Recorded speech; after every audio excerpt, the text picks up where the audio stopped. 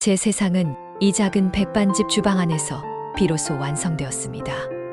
네모난 창문 너머로 보이는 골목길 풍경은 20해가 넘도록 한결같았지요. 매일 아침 6시면 어김없이 쌀을 안치고 구수한 된장찌개를 끓이며 하루를 시작했습니다. 보글거리는 찌개 소리, 도마 위에서 잘게 썰리는 파의 경쾌한 소리, 갓 지은 밥에서 피어오르는 김의 따스함. 이 모든 것이 저를 지탱하는 견고한 성벽이었습니다. 사람들은 저를 인정 많은 식당 주인으로 기억합니다. 말수가 적고 웃음이 희미하지만 밥 한 공기라도 더 눌러 담아주는 그런 사람으로 말입니다. 제 이름은 이서연입니다. 그리고 제게는 세상의 전부인 아들이 하나 있습니다. 어느덧 저녁 장사를 마감할 시간이었습니다. 마지막 남은 행주로 닦아 윤이 나는 식탁을 보며 잠시 숨을 골랐습니다. 그때 식당 문에 달린 작은 종이 맑은 소리를 매며 울렸습니다. 익숙한 구두 소리. 돌아보지 않아도 알 수 있었습니다. 어머니, 아직 안 주무셨습니까? 훤칠한 키에 반듯하게 각 잡힌 정장을 입은 아들, 현우였습니다. 낮에는 나라의 법을 세우는 준엄한 검사지만 제 앞에서는 언제나 어미를 걱정하는 아들일 뿐이지요. 아들은 익숙하게 주방 안쪽으로 들어와 제 어깨를 주물렀습니다. 맨날 서서 일하시니 어깨가 다 굳었습니다. 이제 그만 쉬엄쉬엄 하세요. 내가 매일 이렇게 와주는데 뭐가 힘들다고. 저녁은 먹었니? 네. 부장님하고 간단히 먹었습니다. 어머니께서는요? 저는 그저 희미하게 웃으며 고개를 끄덕였습니다. 아들의 단단한 손길이, 걱정 어린 목소리가 지난 수십 년의 세월을 보상해주는 것만 같았습니다. 아들의 얼굴을 가만히 들여다보았습니다. 곧게 뻗은 콧날과 굳게 담은 입술은 저를 닮았지만 깊고 서늘한 그 눈매는 그 눈매만큼은 아니었습니다. 아들이 제 손을 잡았습니다. 온기가 전해져 왔습니다. 이 평화로운 온기를 지키기 위해 저는 평생을 바쳤습니다. 그리고 그 평화의 대가는 아주 무거운 비밀이었습니다. 제 고향은 남해의 작은 포구였습니다. 우트로 나가는 길은 하루에 버스가 3번 다니는 것이 전부인 세상과 단절된 섬과 같은 곳이었지요. 마을 사람들은 모두 뱃사람이거나 그들의 아내이거나 그들의 자식이었습니다. 저희 아버지는 그 중에서도 가장 큰 배를 가진 선주였습니다. 사람들은 아버지를 이 선주라 부르며 깍듯이 대했습니다. 아버지의 말 한마디는 마을의 법과도 같았습니다. 아버지에게 세상의 이치는 단순했습니다. 아들은 집안을 일으킬 대들보이고 딸은 언젠가 시집가서 출가외인이 될 존재. 그 이상도 이하도 아니었습니다. 오빠, 이진우는 아버지의 세상 그 자체였습니다. 마을의 모든 기대를 한 몸에 받으며 자랐지요. 오빠는 훤칠한 외모의 싹싹한 성격으로 동네의 어른들의 칭찬을 독차지했습니다. 무거운 짐을 든 할머니를 보면 달려가 짐을 받아들었고 동네 아이들에게는 다정한 형이었습니다. 모두가 오빠를 이선준의 잘난 아들이라 불렀습니다. 하지만 그건 문 밖의 이진우였습니다. 굳게 닫힌 방문 안에서 오빠는 전혀 다른 얼굴을 하고 있었습니다. 어릴 적 오빠는 제 머리를 쓰다듬으며 말했습니다. 서연아, 오빠가 세상에서 너를 제일 아끼는 거 알지? 그 말은 달콤했지만 그의 눈빛은 끈적한 거미줄처럼 저를 올가매었습니다. 제가 중학생이 되었을 무렵부터였습니다. 오빠는 밤늦게 제 방문을 열고 들어오곤 했습니다. 술 냄새를 희미하게 풍기면서요. 그는 제 침대 맡에 앉아 가만히 저를 내려다보았습니다. 그 시선이 너무나 무거워 숨을 쉴 수가 없었습니다. 왜 그렇게 떨어? 오빠가 무서워. 그의 손이 제 어깨를, 팔을, 그리고 더 깊은 곳을 향해 천천히 다가왔습니다. 저는 얼어붙은 채 아무 말도 할 수 없었습니다. 비명을 지르면 아버지는 제 뺨을 때리며 말할 것이 뻔했습니다. 가시나가 오빠 앞길 막으려고 작정했냐? 어머니는 그저 고개를 숙인 채 못 본 척 부엌으로 사라질 것이었습니다. 이 집에서 제 편은 아무도 없었습니다. 그날 이후 오빠는 더 대담해졌습니다. 그는 제게 속삭였습니다. 넌 내 거야. 아무한테도 못 줘. 평생. 그 말은 저주가 되어 제 삶을 옥죄었습니다. 학교에서 남학생과 웃으며 이야기라도 한 날이면 어김없이 밤에 오빠가 찾아왔습니다. 그는 제 팔뚝에 시퍼런멍을 남기며 말했습니다. 어디서 해픈 년처럼 웃고 다녀. 넌 내 거라고 했지. 그의 집착은 사랑이 아니었습니다. 그것은 주인이 자신의 소유물에 새기는 낙인과도 같았습니다. 16 생일을 며칠 앞둔 밤이었습니다.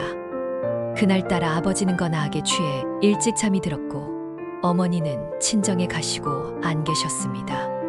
집에는 오빠와 저 단둘뿐이었습니다. 그날 밤 오빠는 짐승이었습니다. 저는 필사적으로 저항했지만 돌아온 것은 무자비한 폭력이었습니다.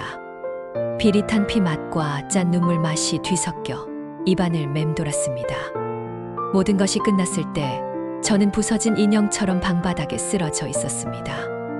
오빠는 제 머리칼을 거칠게 쓸어 넘기며 말했습니다.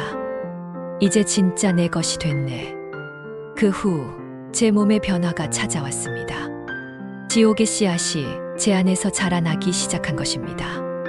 결국 임신 사실을 아버지께 들키고 말았습니다. 아버지는 제 뺨을 때리는 대신 마당에 두꺼운 몽둥이를 들고 왔습니다. 제 종아리가 터져 피가 흐를 때까지 매질을 했습니다. 어떤 놈의 씨앗이냐?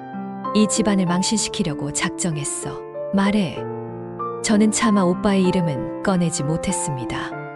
그저 고개를 저으며 울기만 했습니다. 그때 서울에서 잠시 내려온 오빠가 방에서 나왔습니다. 그는 걱정스러운 얼굴로 아버지의 팔을 붙잡았습니다. 아버지, 그만하세요. 서연이가 뭘 알겠습니까? 동네 불량한 놈들한테 몹쓸 짓을 당한 게 틀림없습니다. 제가 그 놈들 찾아내서 다리 몽둥이를 부러뜨려 놓겠습니다. 뻔뻔한 거짓말이었습니다. 하지만 아버지는 그 말을 믿었습니다. 아니, 믿고 싶어 했습니다. 아들이 저지른 죄보다 딸이 더럽혀졌다는 사실이 아버지에게는 더 큰 수치였으니까요. 아버지는 가문의 명예를 지킨다는 명목으로 저를 집 뒤편의 낡은 창고에 가두었습니다. 음식을 넣어주는 작은 창고에는 세상과 통하는 길이 없는 완벽한 감옥이었습니다. 눅눅한 곰팡이 냄새와 쥐들이 찍찍거리는 소리 속에서 저는 아들 현우를 낳았습니다. 아이의 첫 울음소리가 창고의 정막을 깨뜨렸을 때 저는 죽음 대신 살아야 할 이유를 찾았습니다. 이 아이만큼은 이 지옥에서 벗어나게 해주어야 한다고. 저는 그날 이후 필사적으로 탈출을 계획했습니다. 다시 현재로 돌아왔습니다. 아들 현우는 제 앞에 앉아 따뜻한 숭늉을 마시고 있었습니다. 저는 아들의 밥그릇에 잘 익은 김치를 얹어 주었습니다. 현우야, 요즘 맡은 사건은 잘 되어가니? 네, 어머니. 거의 마무리 단계입니다. 이번 것만 잘 해결되면 아마 조금 긴 휴가를 낼 수 있을 것 같습니다. 그때 어머니 모시고 어디 바람이라도 쐬러 가고 싶습니다. 아들의 말에 저는 그저 희미하게 웃었습니다. 그 순간 식당 벽에 걸린 낡은 텔레비전에서 저녁 뉴스가 흘러나오고 있었습니다. 향토 기업의 성공 신화라는 제목과 함께 익숙한 얼굴이 화면을 가득 채웠습니다. 수십 년의 세월이 흘렀지만 한눈에 알아볼 수 있었습니다. 고급 양복을 입고 인자한 미소를 지으며 카메라를 향해 손을 흔드는 남자. 남의 지역 발전을 이끄는 J&C 건설 대표 이진우. 제 손에 들려있던 숟가락이 쨍하는 소리를 내며 바닥으로 떨어졌습니다. 심장이 얼어붙는 것 같았습니다. 제가 평생을 도망쳐온 그 괴물이 제가 쌓아 올린 이 평화로운 성벽 바로 앞까지 와 있었습니다. 그리고 그 괴물을 심판해야 할 칼자루는 아무것도 모르는 제 아들의 손에 들려 있었습니다. 저희 고요했던 세상에 다시 거대한 균열이 시작되고 있었습니다.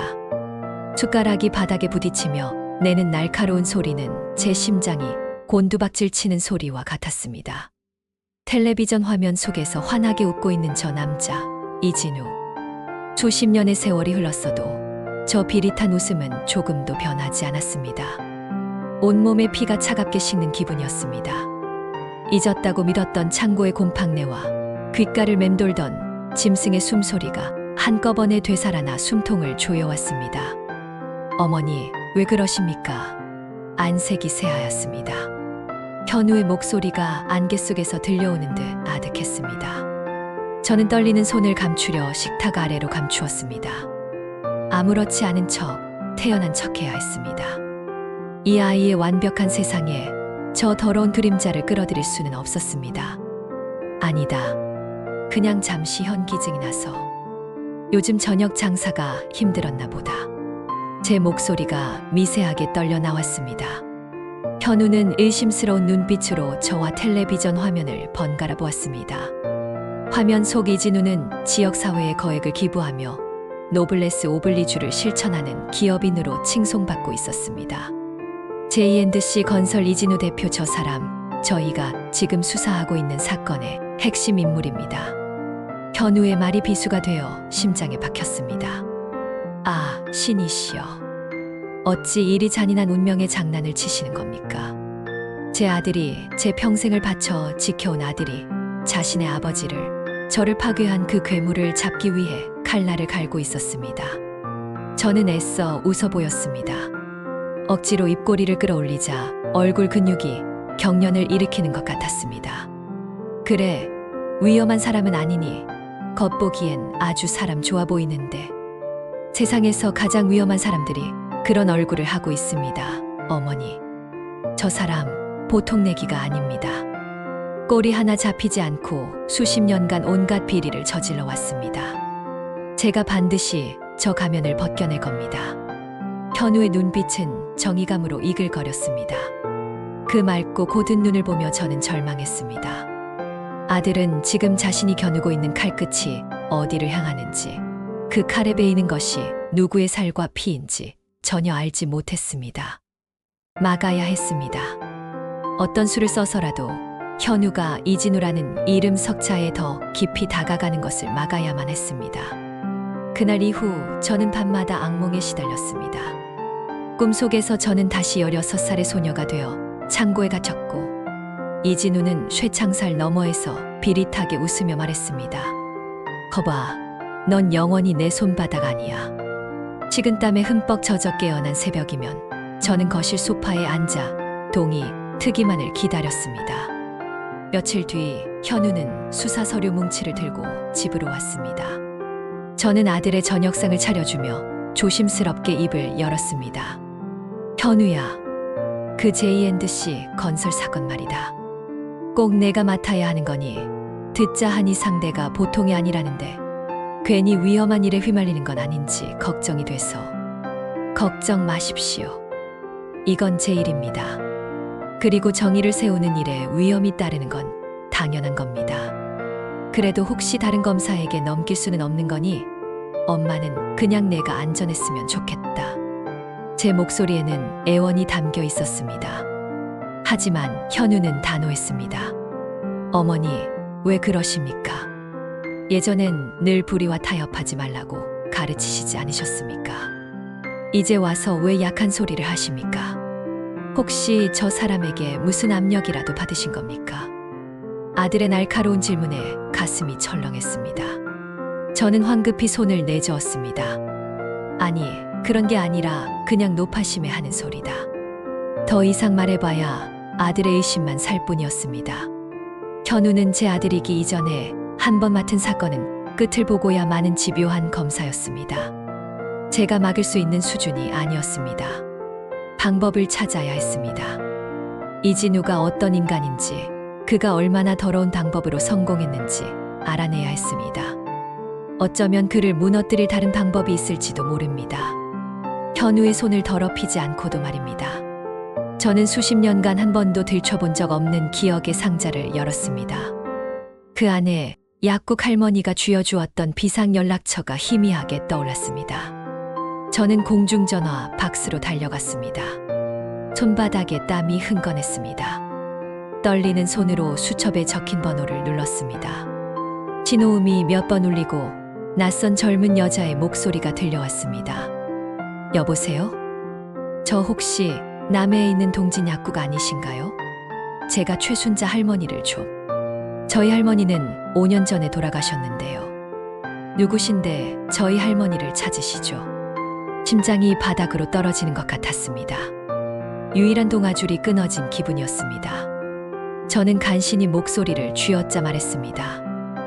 저는 그냥 예전에 신세 진 적이 있는 사람입니다. 혹시 이진우라는 사람을 아시는지요? 이선준의 아들이요. 소화기 너머에서 잠시 침묵이 흘렀습니다. 여자는 경계심 가득한 목소리로 말했습니다. 이 대표님 말입니까? 그분을 왜 찾으시는데요? 그냥 어떻게 지내는지 궁금해서요. 그분은 우리 남매의 자랑입니다. 맨손으로 시작해서 저렇게 큰 회사를 일구시고 고향 발전에도 얼마나 이바지하시는데요. 다들 존경하는 분입니다. 저는 입술을 깨물었습니다. 괴물은 성공적으로 자신의 과거를 지우고 존경받는 기업인이라는 새로운 가면을 쓰고 있었습니다. 혹시 그 사람 가족은 어떻게 되는지요? 사모님은 서울의 유명한 교수님이시고 자녀들도 다들 유학 가서 잘 컸다고 들었습니다. 왜 그런 걸 물으시죠? 혹시 그분에게 돈이라도 뜯어내려는 속셈입니까? 여자의 목소리는 날카로웠습니다. 저는 아닙니다. 죄송합니다. 라는 말을 남기고 황급히 전화를 끊었습니다. 소화기를 내려놓은 손이 부들부들 떨렸습니다. 그는 완벽한 가정을 꾸리고 사회적 명망을 쌓으며 자신의 죄를 깨끗하게 세탁했습니다. 반면 저는 평생을 그림자 속에 숨어 살아야 했습니다. 분노가 치밀어 올랐습니다. 그날 밤 현우는 평소보다 늦게 귀가했습니다. 얼굴에는 피곤함과 함께 묘한 흥분이 서려 있었습니다. 어머니, 결정적인 증거를 잡았습니다. 이진우, 그 사람 곧 소환될 겁니다. 저는 심장이 멎는 것 같았습니다. 무슨 증거? 그의 비자금을 관리하던 핵심 인물의 신병을 확보했습니다. 이제 저 위선자의 가면을 벗겨낼 일만 남았습니다. 안 돼. 이대로는 안 돼. 현우가 이진우를 직접 대면하게 둘 수는 없었습니다. 그 괴물의 입에서 현우의 출생에 대한 끔찍한 진실이 흘러나오는 날에는 제 아들의 세상이 무너져 내릴 것입니다. 저는 현우의 앞을 막아서며 말했습니다. 현우야, 제발 엄마 말 좀 들어라. 이 사건에서 손 떼. 제발 부탁이다. 어머니, 도대체 왜 이러시는 겁니까? 제가 지금 국가의 녹을 먹는 검사라는 걸 잊으셨습니까? 검사이기 전에 넌 내 아들이야. 어미가 이렇게까지 뛰는데 한 번만 눈 감아주면 안 되겠니? 어머니가 지금 하시는 말씀이 청탁이라는 건 아십니까? 제가 평생 경멸해온 바로 그 범죄입니다. 현우의 목소리가 높아졌습니다. 그의 얼굴은 실망과 분노로 이그러져 있었습니다. 저는 무릎이라도 꿇고 싶은 심정이었습니다. 이유를 말씀해 주십시오. 어머니께서 이러시는 데는 분명 이유가 있을 겁니다. 말씀해 주시면 제가 납득하겠습니다. 말할 수 없었습니다. 그 사람이 내 애비다라는 잔인한 말을 어떻게 내 입으로 뱉을 수 있단 말입니까? 제 침묵에 현우는 깊은 한숨을 내쉬었습니다. 어머니께서 말씀해 주실 수 없다면 저도 제 소신을 꺾을 수 없습니다. 죄송합니다. 현우는 차갑게 등을 돌려 자신의 방으로 들어가 버렸습니다. 문이 닫히는 소리가 천둥처럼 제 가슴을 울렸습니다. 모든 시도가 실패로 돌아갔습니다. 저는 현우를 막을 수 없었고 이진우라는 괴물은 점점 더 아들에게 가까워지고 있었습니다. 이제 선택의 여지는 없었습니다. 이대로 손 놓고 있다가 현우가 가장 잔인한 방식으로 진실과 마주하게 할 것인가? 아니면 내 손으로 직접 아들의 세상을 부수고 그를 지킬 검을 쥐어줄 것인가? 저는 뒤틀거리는 걸음으로 제 방으로 들어갔습니다. 장롱 깊숙한 곳, 낡은 비단보에 쌓인 작은 괴짝을 꺼냈습니다. 괴짝을 열자 세월의 흔적으로 누렇게 변색된 낡은 일기장이 모습을 드러냈습니다. 그 안에는 피눈물로 써내려간 저의 16살이 이진우라는 괴물의 모든 만행이 고스란히 봉인되어 있었습니다. 저는 일기장을 가슴에 품고 오랫동안 흐느꼈습니다. 이것은 단순한 기록이 아니었습니다. 제 인생을 증명할 유일한 증거이자 아들을 파멸시킬 수도 혹은 구할 수도 있는 마지막 희망이었습니다. 이제 결정을 내려야 했습니다. 이 판도라의 상자를 과연 열어야만 하는 것일까? 어둠 속에서 저는 마른 눈물을 삼키며 결심을 굳혔습니다. 아들에게 방패가 되어줄 수 없다면 가장 날카로운 칼이라도 쥐어주어야 했습니다. 설령 그 칼날에 제 심장이 먼저 꿰뚫리는 한이 있더라도 말입니다. 낡은 일기장을 품에 안은 채 뜬 눈으로 밤을 새웠습니다. 창호지처럼 파리해진 새벽빛이 방 안으로 스며들 때까지 저는 단 한 걸음도 움직일 수 없었습니다. 이 얇은 종이 뭉치가 가진 무게는 수십 년 세월의 무게이자 한 사람의 인생을 통째로 뒤흔들 수 있는 무서운 힘이었습니다. 현우가 아침 일찍 출근 준비를 하는 소리가 들려왔습니다. 서재에서 서류를 넘기는 소리, 넥타이를 매는 익숙한 부스럭거림. 어젯밤의 냉전이 무색하게 아들은 평소와 다름없는 아침을 시작하고 있었습니다. 어쩌면 아들은 제가 그저 늙은 어미의 노파심으로 투정을 부린다고 생각하는지도 몰랐습니다. 저는 마른 세수를 하고 주방으로 나갔습니다. 북엇국을 끓이는 내내 손이 떨려 국자를 몇 번이나 놓칠 뻔했습니다. 현우는 식탁에 앉아 신문을 보고 있었습니다. 일면에는 J&C 건설 이진우 대표, 금주 내 검찰 소환이라는 헤드라인이 큼지막하게 박혀 있었습니다. 심장이 쿵 하고 내려앉았습니다. 올 것이 오고야 만 것입니다. 어머니, 국이 정말 시원합니다. 현우는 아무것도 모른 채 해맑게 말했습니다. 저는 차마 아들의 얼굴을 마주볼 수 없어 시선을 내렸습니다. 현우야. 네, 어머니. 오늘 그 사람을 만나는 거니? 아마 그렇게 될 것 같습니다. 오늘 오후에 변호인단과 함께 출두하기로 했습니다. 목이 메어 밥이 넘어가지 않았습니다. 수십 년간 제 삶을 옥죄어온 그 괴물과 제 목숨보다 소중한 아들이 드디어 한 공간에서 마주하게 되는 것입니다. 이진우는 교활한 인간입니다. 그는 분명 위기를 감지하면 무슨 짓이든 할 것입니다. 어쩌면 제 존재를 그리고 현우의 출생을 자신의 방패막이로 삼으려 들지도 모릅니다. 상상만으로도 온몸에 소름이 돋았습니다. 어머니, 왜 그러십니까? 아침부터 계속 안색이 안 좋으십니다. 아니다. 그냥 몸이 좀 으슬으슬해서. 너는 밥 든든히 먹고 가거라. 저는 자리에서 일어나 방으로 들어왔습니다. 그리고 굳게 결심했습니다. 이 일기장을, 이 판도라의 상자를 열어야 할 시간이 왔다고. 하지만 어떻게 내 손으로 직접 아들에게 이 끔찍한 진실을 건넬 수는 없었습니다. 그것은 아들의 세상에 폭탄을 던지는 것과 같은 행위였습니다. 전개 주인공이 해결하려 애쓰지만 방법 없음. 저는 하루 종일 식당 문을 닫고 끙끙 앓았습니다. 머릿속에서는 수만 가지 생각이 엉켰다 풀리기를 반복했습니다. 차라리 이진우를 직접 찾아가서 무릎이라도 꿇고 빌어야 할까? 제발 내 아들 앞에서만은 입을 다물어 달라고 애원해야 할까? 하지만 그건 늑대에게 제 목을 내미는 것과 다름없는 짓이었습니다. 그는 제 약점을 틀어쥐고 아들을 그리고 저를 더욱 깊은 수렁으로 밀어 넣을 것입니다. 오후가 되자 텔레비전에서는 검찰청 앞에 모여든 기자들의 모습이 생중계되기 시작했습니다. 곧이어 검은 세단 한 대가 도착했고 차에서 내리는 이진우의 모습이 화면에 잡혔습니다.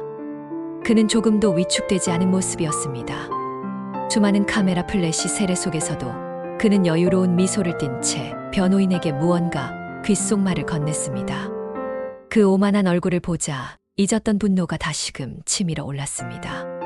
저는 겉옷을 걸치고 집을 나섰습니다. 무작정 택시를 잡아타고 대검찰청으로 향했습니다. 무슨 생각이었는지 저 자신도 알 수 없었습니다. 그저 이대로 집에 앉아 있을 수만은 없었습니다. 현우가 있는 곳, 그 괴물이 있는 곳 가까이에라도 가야만 했습니다. 검찰청 앞은 수많은 기자들과 시위, 인파로 아수라장이었습니다. 저는 인파에 휩쓸려 이리저리 떠밀렸습니다. 저 높은 건물 어느 방에서 지금 제 아들이 저 괴물과 마주 앉아 있을 것입니다. 이진우 대표님 횡령 혐의 인정하십니까? 로비 의혹에 대해 한 말씀 해주시죠. 기자들의 고함이 귓가를 윙윙 울렸습니다.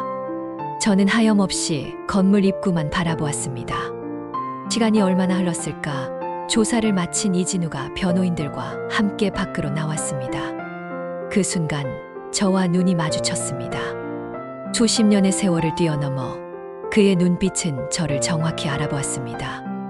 그의 입가에 스친 미세한 미소. 그것은 조롱이자 경고였습니다.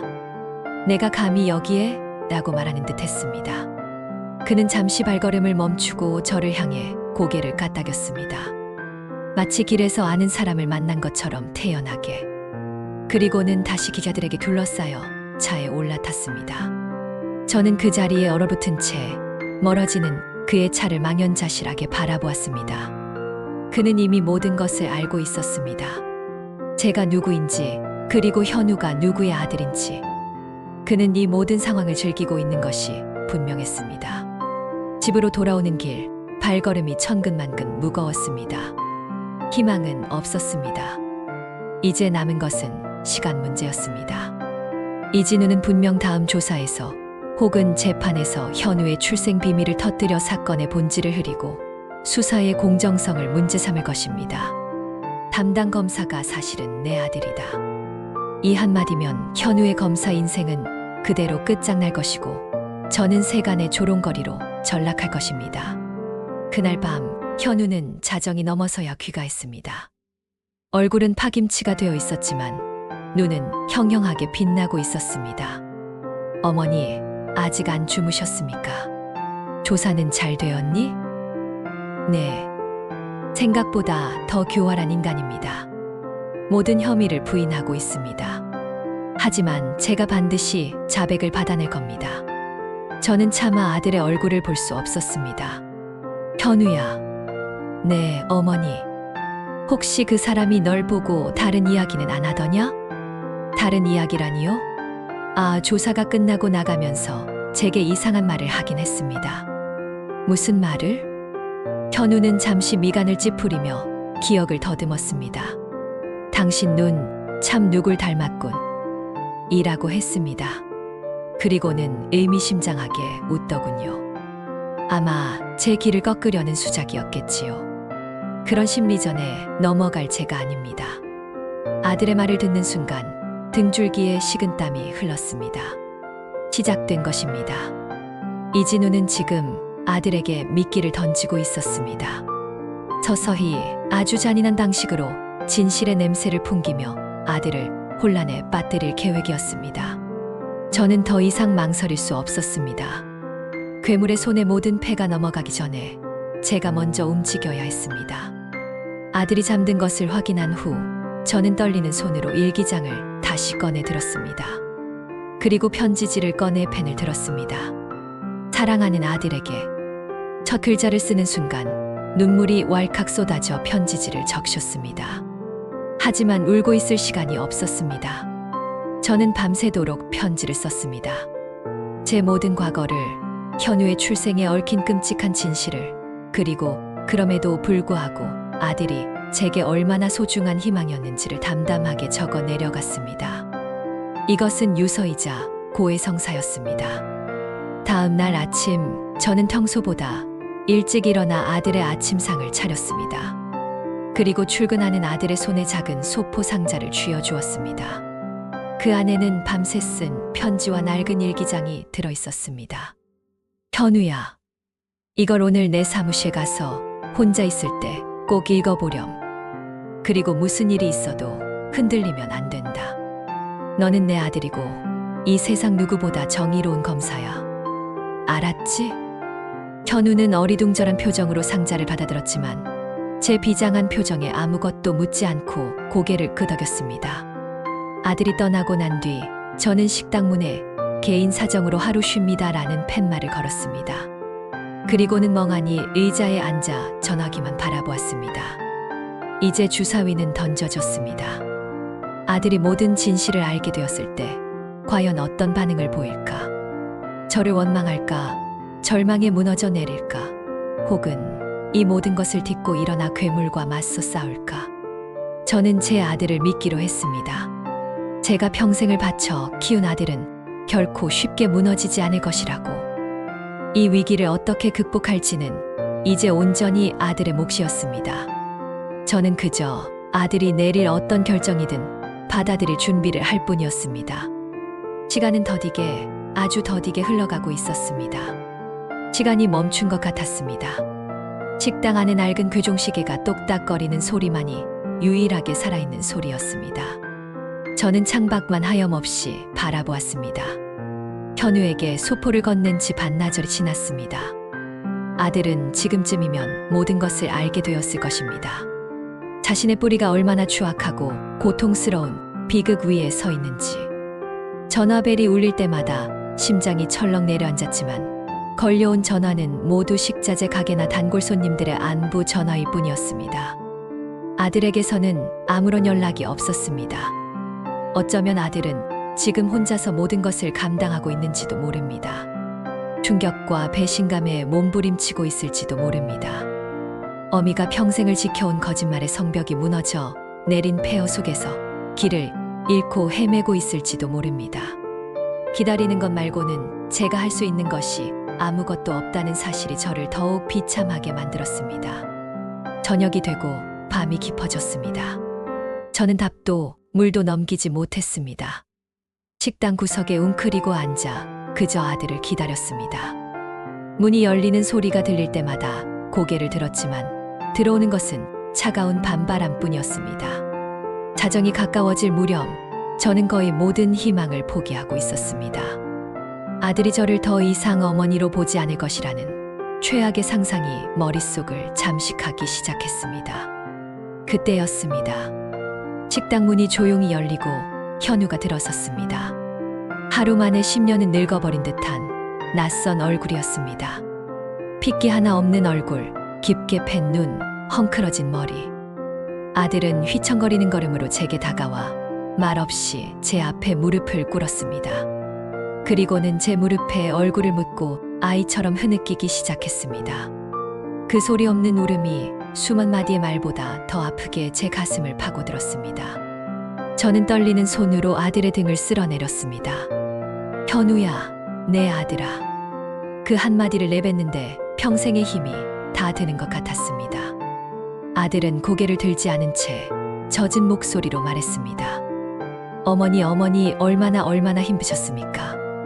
원망도 분노도 아니었습니다. 아들은 자신의 충격보다 제가 평생 짊어져야 했던 고통의 무게를 먼저 헤아리고 있었습니다. 그 순간 저는 무너져 내렸습니다. 아들을 부둥켜 안고 수십 년간 억눌러왔던 울음을 터뜨렸습니다. 어두운 식당 안에서 우리 모자는 한참 동안 서로의 상처를 부둥켜 안고 울었습니다. 그것은 절망의 눈물이 아닌 서로의 고통을 이해하고 보듬는 치유의 시작이었습니다. 그날 이후 우리 사이에는 무거운 침묵이 흘렀습니다. 하지만 그것은 이전의 어색하고 불안한 침묵과는 달랐습니다. 서로의 아픔을 알기에 섣불리 말을 꺼내지 못하는 배려의 침묵이었습니다. 현우는 며칠간 휴가를 냈습니다. 우리는 함께 밥을 먹고 말없이 텔레비전을 보고 저녁에는 동네 공원을 함께 걸었습니다. 아들은 제게 아무것도 묻지 않았고 저 또한 아들에게 어떤 것도 강요하지 않았습니다. 우리는 그저 서로의 존재를 느끼며 천천히 상처를 회복할 시간을 벌고 있었습니다. 휴가가 끝나갈 무렵 현우가 먼저 침묵을 깼습니다. 어머니, 저 내일 복귀합니다. 그래, 괜찮겠니? 네, 괜찮습니다. 아니, 괜찮아져야만 합니다. 현우의 눈빛은 이전보다 더 단단해져 있었습니다. 슬픔과 고통을 겪어낸 사람만이 가질 수 있는 깊고 강인한 빛이었습니다. 어머니께서 주신 일기장 밤새 몇 번이고 읽었습니다. 그건 어머니의 고통의 기록이자 저에겐 가장 강력한 무기가 될 겁니다. 현우야, 너 혹시 검사를 그만둘 생각은? 아닙니다. 오히려 더더욱 이 일을 계속해야 할 이유가 생겼습니다. 이전까지 저에게 이진우는 그저 피해자일 뿐이었습니다. 하지만 이제 아닙니다. 그는 제 어머니의 인생을 짓밟고 저를 태어나게 한 반드시 제 손으로 심판해야 할 괴물입니다. 아들은 더 이상 흔들리지 않았습니다. 그는 자신의 비극적인 운명을 외면하는 대신 그것을 끌어안고 앞으로 나아가기로 결심한 것입니다. 복귀한 현우는 달라져 있었습니다. 그는 이진우 사건을 개인적인 복수가 아닌 법과 정의의 이름으로 심판하기 위해 더욱 냉철하고 집요하게 움직였습니다.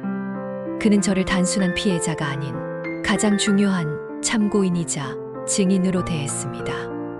어머니, 힘드시겠지만 그때의 기억을 조금 더 자세히 말씀해 주실 수 있겠습니까? 일기장에 적히지 않은 사소한 것 하나라도 좋습니다. 그 인간의 습관, 말투, 그날의 날씨까지도요. 저는 고통스러웠지만 아들을 위해 기억의 파편들을 하나씩 꺼내놓았습니다. 이진우가 즐겨 쓰던 향수 냄새, 그가 유독 집착했던 물건, 그날 창고 밖에서 들려오던 파도 소리까지. 저의 기억은 현우의 수사의 살과 피가 되어 주었습니다. 우리 모자는 이제 피해자와 아들이 아닌 괴물을 잡기 위한 가장 강력한 팀이 된 것입니다. 현우는 제 증언과 일기장을 토대로 이진우의 심리를 분석하고 그의 약점을 파고들기 시작했습니다.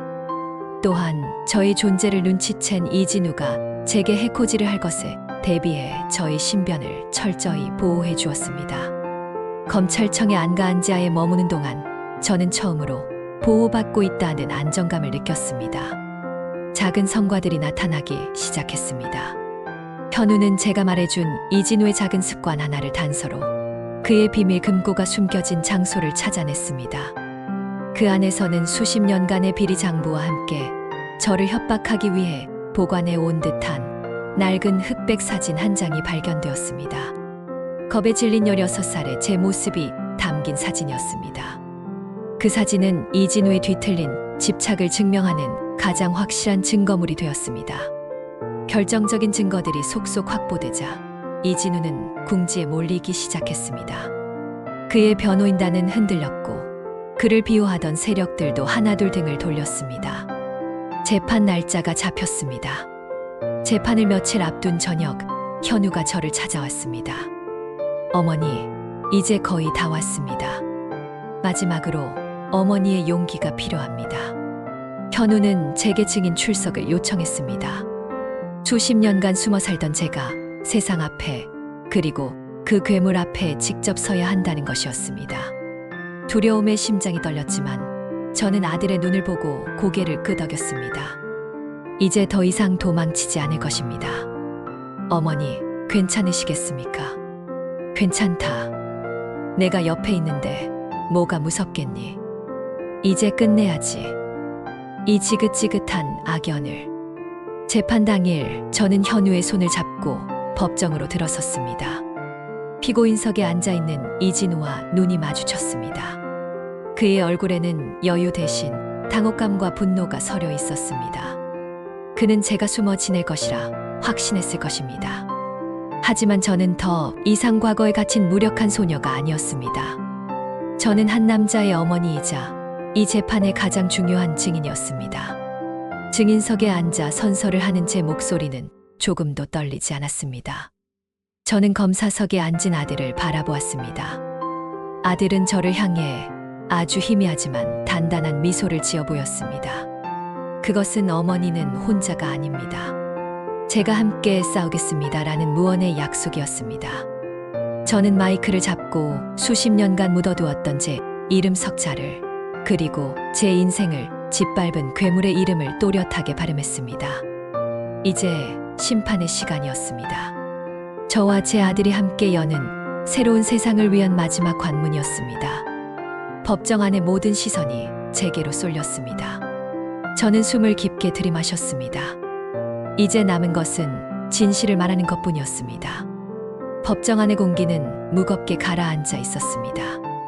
숨소리 하나 들리지 않는 정적 속에서 저는 똑바로 피고인석을 응시했습니다. 이진우.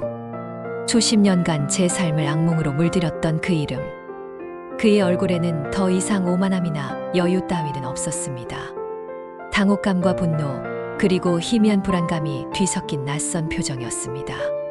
저는 마이크를 단단히 잡고 제 안에 잠들어 있던 16살의 저를 깨웠습니다. 이제 더 이상 두려워하지 않을 것입니다. 증인은 피고인 이진우를 압니까? 검사석에 앉은 현우의 목소리는 얼음처럼 차갑고 단단했습니다. 판단했습니다. 제 아들이었지만 그 순간만큼은 법과 정의를 대변하는 준엄한 검사였습니다. 네, 압니다. 제 목소리는 생각보다 맑고 또렷하게 울려 퍼졌습니다. 피고인과 어떤 관계입니까? 저는 잠시 숨을 골랐습니다. 그리고는 피고인석에 이진우와 눈을 맞추며 말했습니다. 제 인생을 짓밟은 사람이자 제 아들의 생물학적 아버지입니다. 법정안이 술렁이기 시작했습니다. 방청석에서는 경악과 탄식이 뒤섞여 터져 나왔습니다. 이진우의 변호인단은 안색이 새하얗게 질렸고 이진우는 고개를 숙인 채 어깨를 떨었습니다. 저는 흔들리지 않았습니다. 아들의 눈을 바라보았습니다. 아들의 눈빛은 계속하십시오.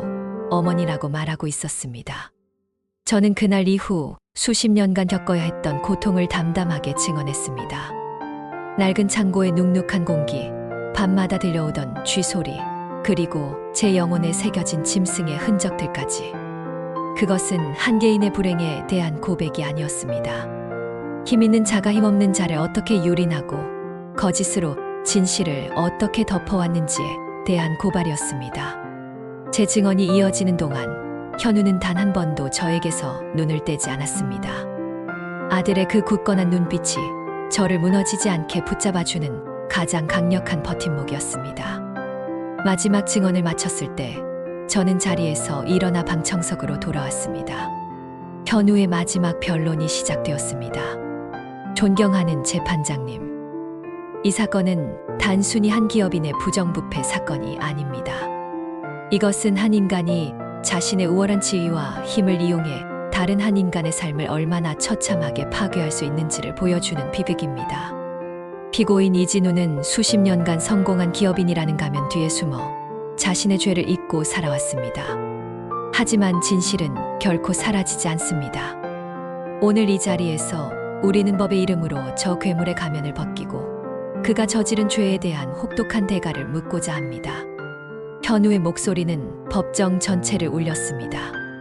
그의 말 한마디 한마디에는 검사로서의 사명감과 한 아들로서의 아픔, 그리고 한 인간으로서의 분노가 담겨 있었습니다. 최종 판결이 내려지던 날, 이진우에게는 법정 최고형이 선고되었습니다. 그의 모든 재산은 몰수되었고 그가 평생 쌓아 올린 명예와 권력은 한 줌의 재처럼 허망하게 무너져 내렸습니다. 법정 경위들에게 이끌려 퇴장하던 이진우가 잠시 저를 돌아보았습니다. 그의 눈에는 더 이상 아무런 감정도 담겨 있지 않았습니다. 텅 빈 껍데기만 남은 패배자의 눈이었습니다. 길고 길었던 악연이 드디어 끝나는 순간이었습니다. 재판이 끝나고 며칠 뒤 저는 식당 문을 닫고 작은 짐을 쌌습니다. 현우는 아무 말 없이 제 곁에서 짐 싸는 것을 도왔습니다. 우리는 남해로 가는 버스에 올랐습니다. 수십 년 만에 돌아가는 고향이었습니다. 버스 차창 밖으로 스쳐 지나가는 풍경은 모든 것이 낯설었지만 바다에 가까워질수록 코끝을 스치는 짭짤한 갯내음만은 여전했습니다. 포구는 예전의 모습은 거의 남아있지 않았습니다. 낡은 집들은 모두 번듯한 건물로 바뀌었고 관광객들로 북적였습니다. 저는 현우의 손을 잡고 마을의 작은 언덕 위에 있는 공동묘지로 향했습니다. 어머니의 작은 봉분 앞에 섰습니다. 아버지가 돌아가신 후 홀로 남겨졌던 어머니. 제가 떠난 뒤 어떤 마음으로 남은 생을 사셨을지 생각하니 가슴이 미어졌습니다. 엄마, 나 왔어. 너무 늦게 와서 미안해. 저는 봉분을 어루만지며 속삭였습니다. 그때 현우가 제 옆에 조용히 국화 한 송이를 내려놓았습니다. 할머니, 처음 뵙겠습니다. 아들 현우입니다. 그동안 저희 어머니 지켜주셔서 감사합니다. 아들의 담담한 인사에 저는 참았던 눈물을 터뜨리고 말았습니다. 그 눈물은 더 이상 아프거나 서럽지 않았습니다. 오랜 세월 묵혀두었던 슬픔을 씻어내는 따뜻하고 후련한 눈물이었습니다. 그날 밤 우리는 포구의 작은 민박집에 묵었습니다. 밤새 파도 소리가 자장가처럼 들려왔습니다. 현우와 저는 늦은 밤까지 툇마루에 앉아 이야기를 나누었습니다. 어머니, 죄송합니다. 뭐가 죄송해? 더 일찍 어머니의 아픔을 알아들이지 못해서 죄송합니다. 저를 키우시느라 어머니의 청춘은 하나도 남아있지 않았다는 걸 이제야 알았습니다. 아니다, 현우야. 너는 내 청춘이었고, 내 희망이었고, 내 전부였어. 너를 낳은 걸 단 한순간도 후회한 적 없다. 우리는 서로에게 미안함과 고마움을 전했습니다. 수십 년간 우리를 짓눌렀던 비밀이 사라진 자리에는 더 깊고 단단해진 사랑과 신뢰가 채워지고 있었습니다. 어머니, 이제 식당 일은 그만두셨으면 합니다. 그럼 나는 뭘 하고 살라고? 제가 모실 겁니다. 이제는 제가 어머니의 든든한 성벽이 되어드리겠습니다. 그리고 하고 싶으셨던 일, 가고 싶으셨던 곳 전부 다 하셨으면 좋겠습니다. 아들의 말에 저는 희미하게 웃었습니다. 하고 싶었던 일이라. 너무 오래 잊고 살아 그런 것이 있었는지조차 기억나지 않았습니다. 마무리 감동 여운 희망 메시지로 마무리. 서울로 돌아온 후 저는 정말로 식당을 정리했습니다. 평생을 바친 곳이었지만 조금도 아쉽지 않았습니다. 이제 제게는 새로운 삶이 기다리고 있었습니다. 현우는 저를 위해 작은 텃밭이 딸린 교회의 집을 얻어주었습니다. 저는 그곳에서 상추를 심고 토마토를 키우며 흙냄새를 맡는 소소한 기쁨을 알아갔습니다. 가끔 현우는 여자친구라며 반듯한 아가씨를 데려와 인사를 시키기도 했습니다. 그녀는 제게 어머니라 부르며 스스럼 없이 다가왔고 저는 그녀를 위해 정성껏 밥상을 차렸습니다. 평범하지만 그래서 더없이 소중한 행복이었습니다. 어느 맑은 가을날 저는 현우와 함께 공원을 산책하고 있었습니다. 곱게 물든 단풍잎이 바람에 흩날렸습니다. 현우야, 네, 어머니. 엄마는 이제야 알 것 같다. 진짜 인생은 과거를 용서하는 것에서 시작되는 게 아니라 현재를 사랑하는 것에서 시작된다는 걸. 아들은 말없이 제 손을 꼭 잡아주었습니다. 그 따뜻한 온기가 제 남은 생을 충분히 데워줄 것임을 알았습니다. 제 이름은 이서연입니다. 저는 한때 이름 없는 그림자였고 도망치는 피해자였습니다. 하지만 이제 아닙니다. 저는 자랑스러운 아들을 둔 어머니이자 제 자신의 삶을 살아가는 한 사람입니다. 길고 어두웠던 터널을 지나 마침내 저는 저만의 새로운 아침을 맞이했습니다. 그리고 이 아침의 햇살은 눈물 겹도록 따스하고 찬란했습니다. 세상의 모든 상처받은 영혼들에게도 언젠가는 반드시 이런 아침이 찾아올 것이라 저는 굳게 믿습니다. 재미있게 들으셨다면 구독, 좋아요, 알림 설정 부탁드립니다.